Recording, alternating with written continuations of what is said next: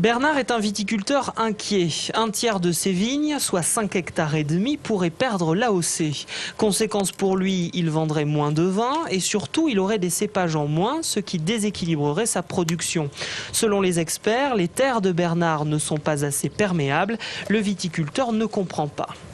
On a eu cette AOC, c'était un grand soulagement, on était tous très contents. Et là, voilà qu'aujourd'hui, on nous remet des bâtons dans les roues en nous disant que non, aujourd'hui, c'est le terrain, il paraît, qui ne correspond pas à l'AOC.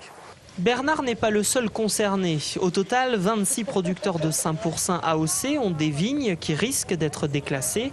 La zone d'AOC a été délimitée en 1982 et aujourd'hui, ce sont les mêmes experts qui viennent dire que les terrains sont trop imperméables ou trop argileux, d'où la colère des viticulteurs qui ont réclamé une contre-expertise.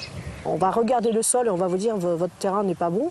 Il y a d'autres critères qui rentrent aussi en ligne de compte, puisque un terroir, c'est aussi un cep de vigne, c'est aussi une façon de travailler, c'est un climat, c'est un homme.